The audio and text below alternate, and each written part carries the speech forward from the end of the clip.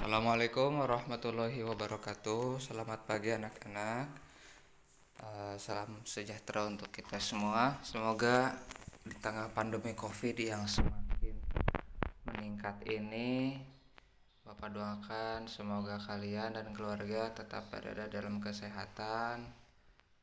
Semoga tetap berada dalam kesehatan dan kebaikan ya. Dan mudah-mudahan pandemi COVID ini segera berakhir. Dan kita doakan teman-teman kita, saudara-saudara kita yang sedang terjangkit, yang sedang menjalani isolasi, mudah-mudahan mereka tetap kembali sehat seperti sedia kala. Amin ya robbal alamin.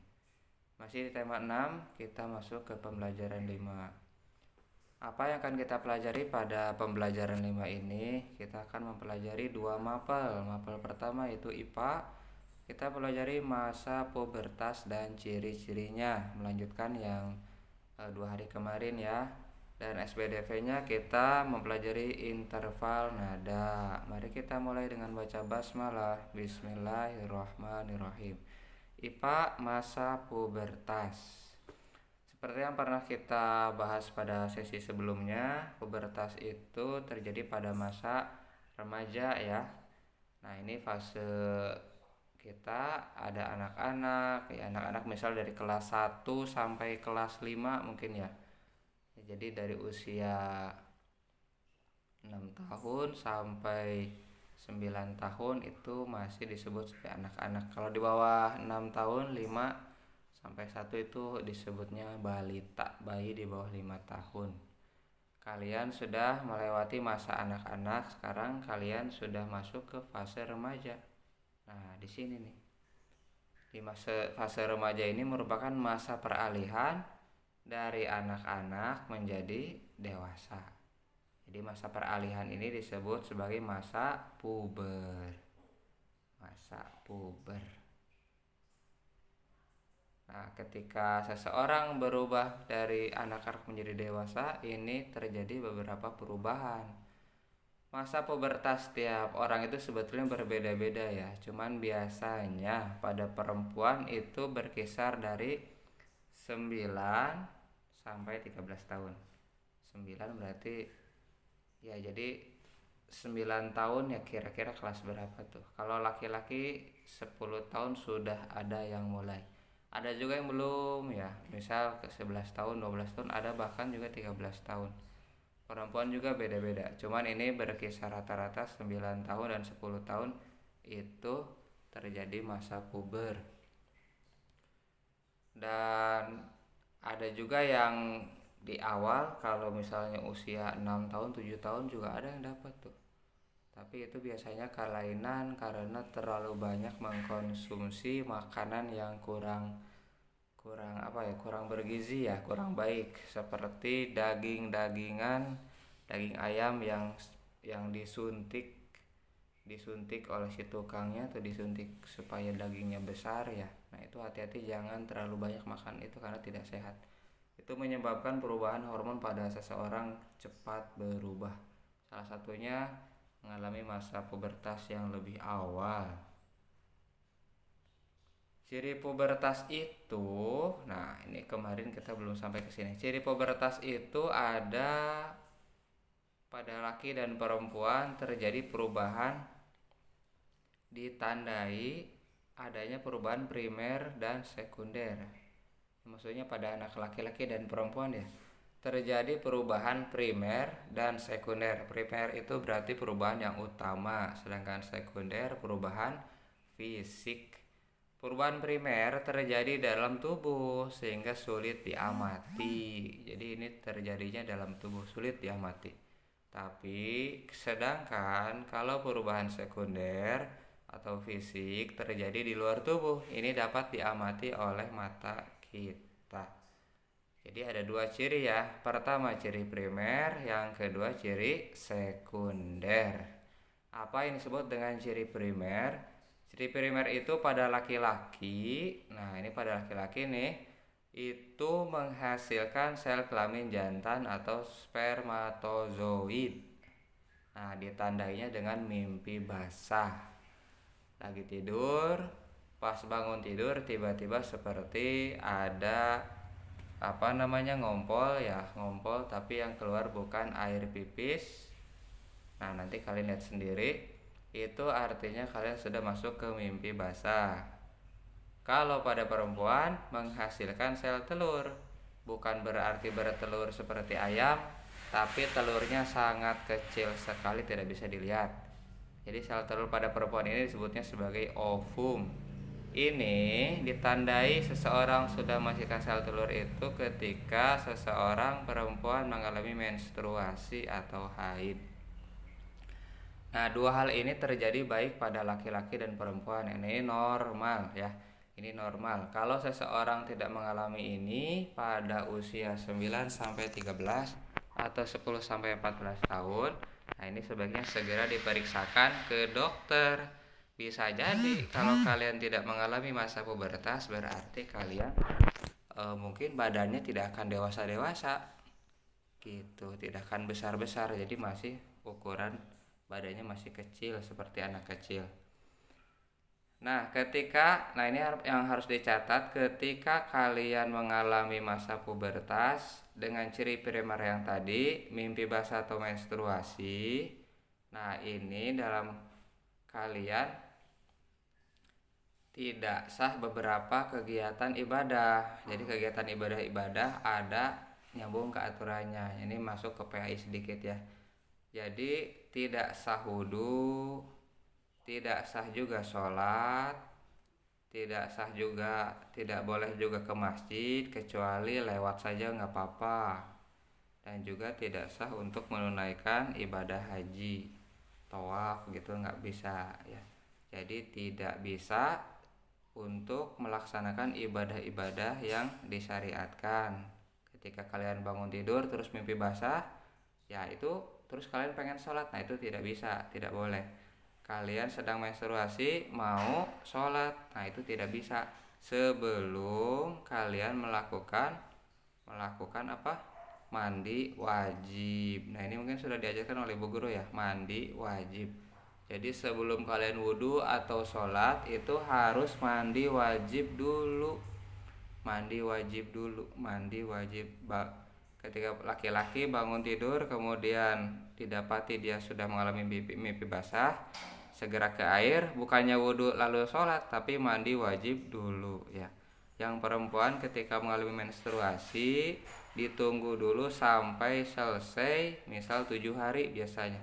7 hari selesai menstruasi, kalau sudah selesai mandi wajib. Jadi selama menstruasi tidak bisa untuk melaksanakan ibadah, tidak bisa sholat, tidak bisa ngaji.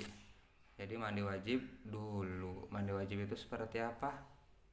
Yang pokoknya itu kalian wudhu dulu. Wudhu untuk mandi wajib ya, wudhu, kemudian membasahi seluruh tubuh, utamakan yang kanan dari ujung kepala sampai ujung kaki. Setelah itu dibilas seluruh tubuh. Udah begitu saja, yang itu yang pokoknya ya.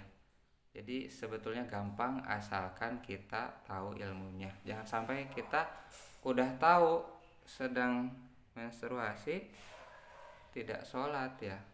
Maksudnya udah menstruasi, beres menstruasi malah langsung sholat, nggak mandi wajib dulu. Mandi wajib dulu. Tadi ciri primer, sekarang ada ciri sekunder.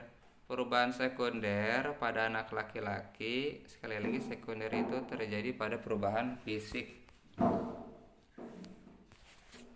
Cirinya yaitu yang pertama muncul jerawat. Jerawat itu artinya kulit mukanya terjadi kelebihan minyak. Jadi kalau tidak ingin ada jerawat, kalian bisa menggunakan pembersih muka. Yang selanjutnya muncul jakun pada laki-laki dan suara pun membesar. Yang selanjutnya muncul rambut-rambut halus seperti kumis, janggut, ketiak, dan lain-lain. Dan selanjutnya dada lebih membidang, jadi lebih sispek ya, dadanya lebih sterek, sispek. Selanjutnya, nah ini mulai tertarik pada lawan jenis. Ini laki-laki kalau mulai muncul seperti ini, muncul jerawat, muncul jakun. Jakun itu jadi tonjolan di tenggorokan. Di tenggorokan ada yang ngejendol tuh. Nah, itu namanya jakun. Suara juga lebih berat ya. Lebih besar, lebih berat.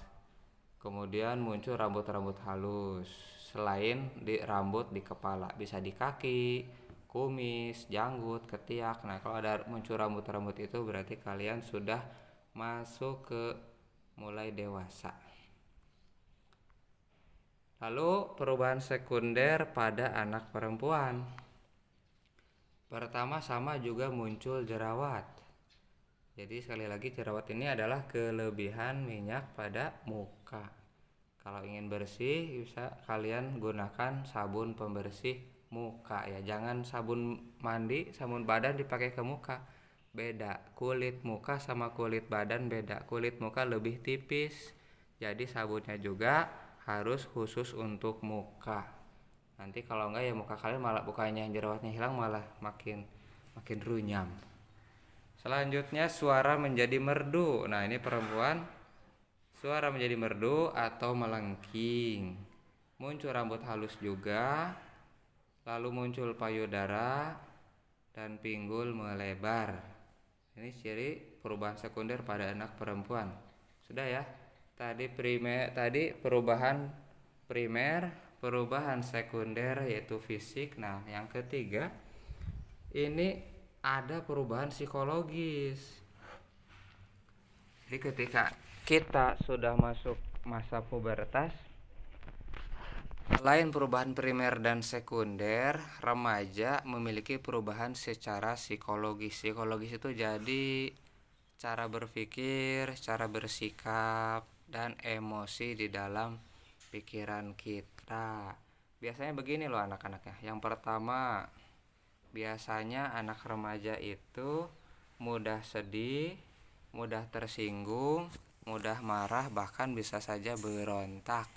Biasanya kalau dulu waktu kecil kita dinasehatin oleh orang tua, oleh mama ya, nah gak boleh begini, gak boleh begitu. Nah kita dulu nurut ya. Cuman kalau pas remaja ini kadang-kadang gimana ya, ya mungkin kalian juga tahu sendiri, mungkin agak sulit. Bahkan kita malah ngejawab ke orang tua, padahal itu kan tidak boleh. Nah di sini kita harus pintar-pintar untuk bersikap, kendalikan emosi. Tapi anak-anak yang kedua juga anak remaja ini lebih aktif dan bersemangat. Jadi tidak sedih melulu, tidak marah-marah melulu, tapi dia juga lebih energik ya. Lebih energik, senang mengikuti kegiatan-kegiatan kayak ekstrakurikuler, kegiatan-kegiatan remaja yang lain. Yang ketiga senang berkelompok. Nah, ini senang biasanya sudah tidak mau lagi disebut sebagai anak mami. Nah, biasanya tidak mau lagi ke sekolah misal diantar sama mama, ya pasti biasanya nggak mau ya, pengennya sendiri karena sudah besar. Atau mungkin yang masih disuapin, nah biasanya nggak mau.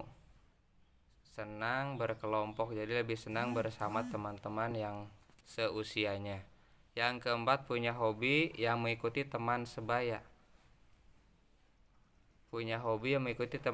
Kalau teman-temannya senang musik, kita jadi ikutan musik. Teman-temannya suka main apa gitu ya, suka pakai pakaian yang merah misalnya, yang lagi trendy, baju-baju ini ikutan, rambutnya potongannya begini ikutan, lagi rame main kelereng ikutan, lagi main game, main mabar ikutan.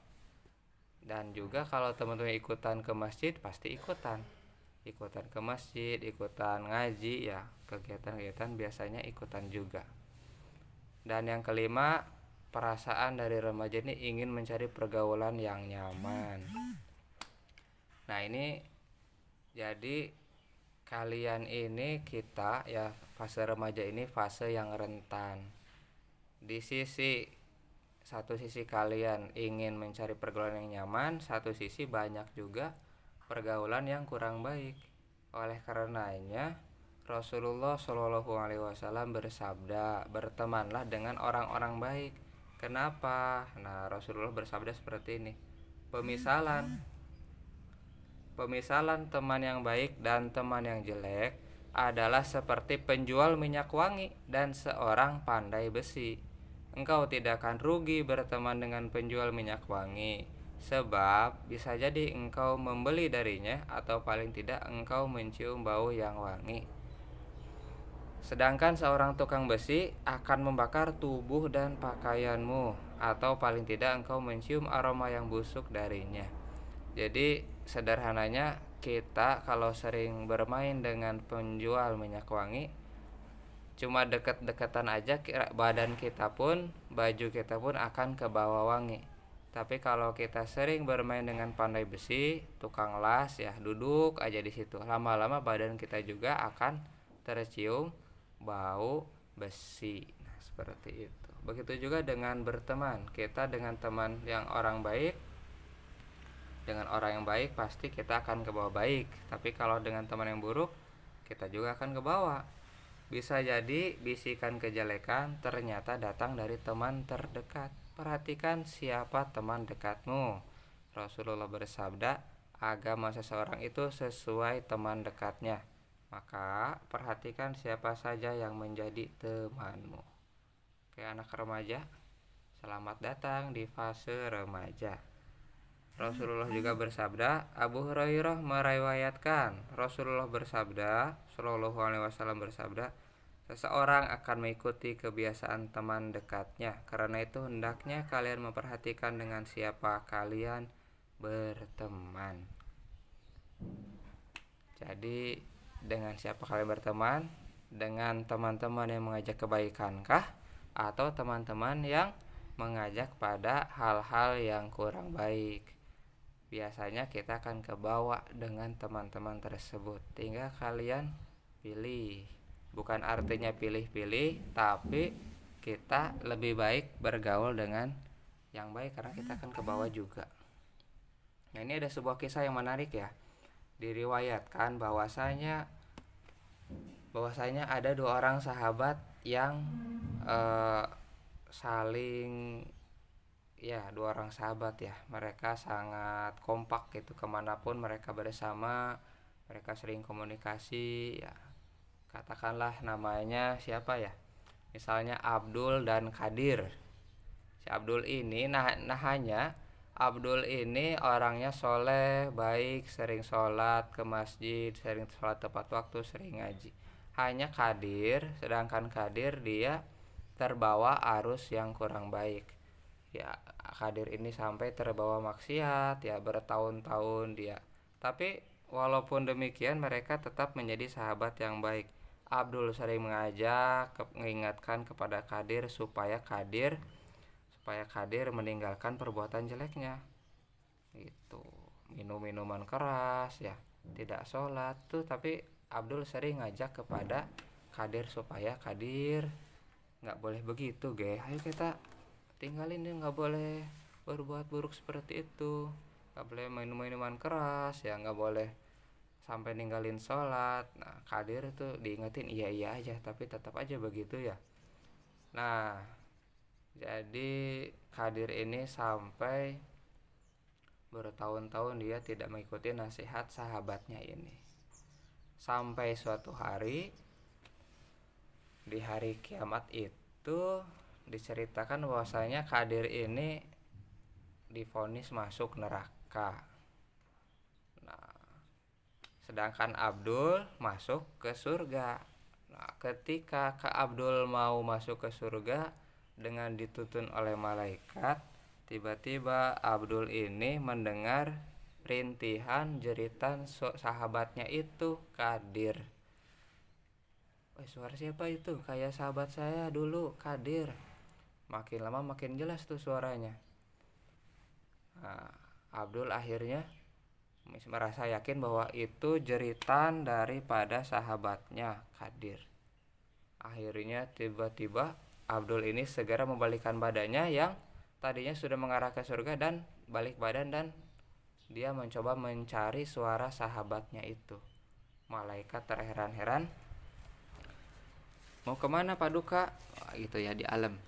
Mau kemana Paduka? Tuan mau kemana Tuan? Saya mau mencari sahabat saya. Tidak bisa Paduka, tidak bisa Tuan. Itu sahabat Tuan ini selama di dunianya banyak berbuat maksiat, jadi harus masuk ke neraka. Tidak, saya tidak mau. Saya mau menolong sahabat saya. Dia sahabat saya selama hidup. Saya mau menolong dia. Malaikat bersikukuh supaya menahan, tapi akhirnya Abdul ini segera ke neraka dan mencari sahabatnya. Di tengah lautan neraka, Abdul mencari sahabatnya itu. Dan ternyata Abdul ini ingin menolong sahabatnya, tapi tidak bisa, tidak boleh. Kalau tidak boleh, kata Abdul, kalau tidak boleh ya sudah, saya mau masuk neraka saja bersama sahabat saya Kadir. Nah, karena malaikat ini bersikukuh ya akhirnya Allah, karena Abdul ini bersikukuh, akhirnya Allah mengizinkan supaya Kadir ini diizinkan supaya ditolong oleh Abdul. Udah gosong banget ya. Iya. Jadi Allah Subhanahu wa taala mengizinkan karena Allah tidak tega hambanya yang sudah taat beribadah selama di dunia ya malah masuk ke neraka. Jadi Allah tidak tega. Karena itu daripada Abdul masuk neraka, akhirnya si Kadir ini yang dihadiahkan kepada Abdul supaya ditolong. Akhirnya Kadir ini akhirnya diizinkan ditolong, dan dia akhirnya masuk ke surga bersama-sama Abdul. Nah, ini sebuah kisah persahabatan dengan orang yang soleh ya. Apakah kita sudah dapat sahabat yang soleh atau belum? Nah, ini salah satu keuntungannya sahabat yang soleh ini bisa memberikan pertolongan. Dan Allah pun maha pemurah lagi maha penyayang. Oke, begitu kisahnya. Sekarang kita masuk ke SBDP. Tadi tentang masa pubertas ya. Jadi ini. Interval nada ini adalah jarak antara satu nada dengan nada yang lain. Interval nada ada yang berjarak 1,5 Nah, ini tangga nadanya ada C, D, E, F, G, A, B, C. C, D, E, F, G, A, B, C. Tangga disebutnya tangga nada mayor karena diawali oleh C sebagai do-nya. Jadi nada terendahnya itu C. Nah, ini jaraknya kalau tangga nada mayor 1,1 setengah.